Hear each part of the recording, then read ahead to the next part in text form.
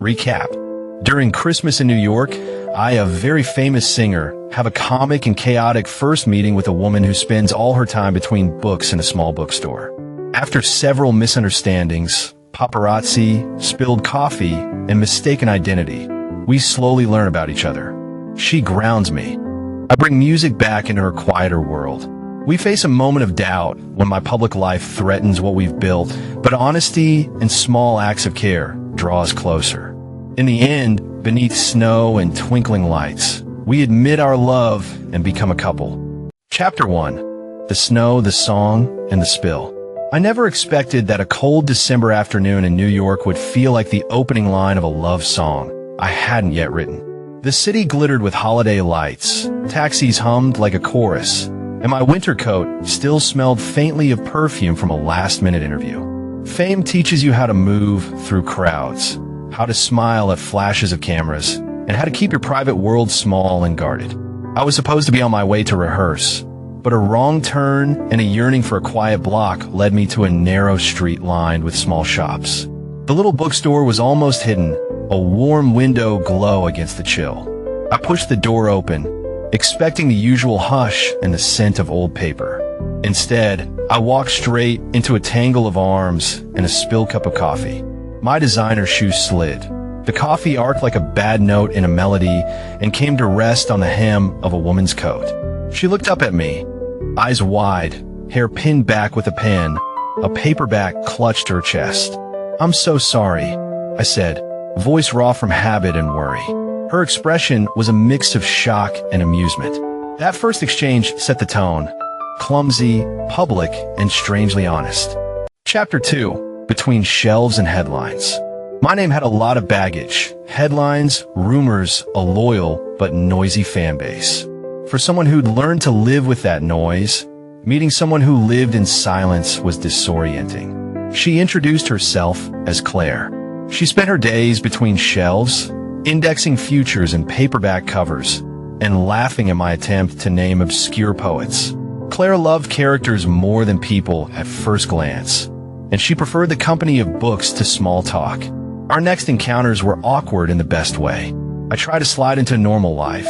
I bought the wrong book, joined the wrong conversation, and once accidentally signed an autograph in a book she was reading like it was a program. The press took notice. A tabloid drove a story about a secret bookshop romance, and suddenly my quiet strolls became fodder for gossip columns. Claire feared the glare of my world. I feared losing her to it. Yet we found small refuges.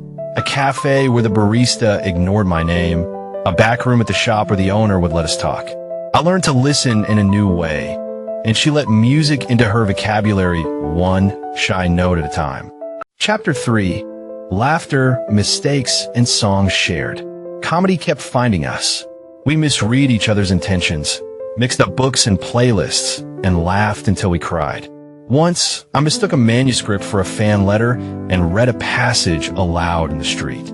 Another time, she left a note in my jacket pocket, a quote from a novel about courage. Those small, silly things built trust. I played her a song the night. She said she wanted to hear what my real voice sounded like, not the one on stages. It was just me, a guitar, and a melody about late snow and safe places. She cried quietly, not out of shock, but from recognition. My song had become mirror to a feeling she had kept hidden. In return, she introduced me to a book that changed how I saw my life. A simple story of ordinary choices that became extraordinary when made together. We learned to accept jokes and apologies, to forgive spilled coffee and flubbed lines. Love, we discovered, often began with a laugh. Chapter 4. The Storm Outside and the Storm Within. Not all stories move smoothly. A misprinted headline suggested I was using Claire for publicity. A misguided photo of us leaving the bookstore took on a life beyond the image. Her trust flickered under doubt. She questioned whether our shared moments were real or staged. I tried to explain the truth, how small acts mattered more than cameras, but words felt thin. There was a night when I sat on a bench outside the theater, the city around me like an indifferent audience. I thought about walking away, letting fame be the reason. But something steadied me. Not the press, but the memory of her hand gripping mine in the back room and how she hummed the bridge of my song as if it were an old lullaby. I decided to fight for what felt honest. I went back to her, empty of announcements and full of apology.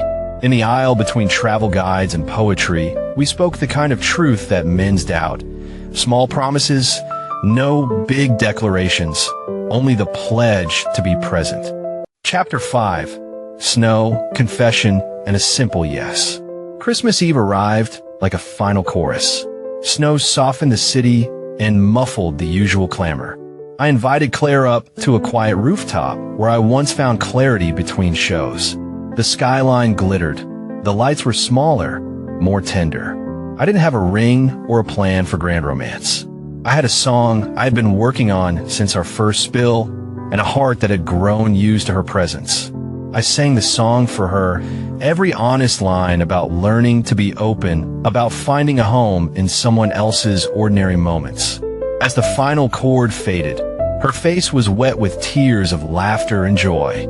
She didn't need a speech. She reached for my hand, and in that grasp, I felt the answer.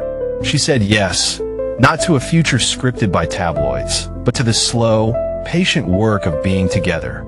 It wasn't fireworks or a staged finale. It was two people choosing each other under a gentle snowfall. Chapter 6. A new quiet in the applause. In the weeks that followed, we learned how to fit fame around quiet moments instead of the other way around. She came to small gigs where the stage felt less like a barrier and more like a place to share a private song with the world. I learned to love ordinary mornings with her, reading beside her on the couch, carrying home new books, sighing over scarves. The public eventually settled into a kinder rhythm. Fans respected the sincerity between us, and the press found less to dramatize. There was a night when I called Claire onto the stage, not for spectacle, but to let the world see the person who had taught me to be brave. She laughed, waved awkwardly, then settled beside me. The crowd cheered, not because of celebrity, but because people love to witness something real. Under city lights and real applause, we walked home hand in hand through the snow, two ordinary people who had become a couple in a season that favors magic but rewards truth. If you enjoyed this story, please subscribe to the channel, activate notifications, give the video a like, leave a comment with your favorite moment, and share the video with friends who love holiday romances.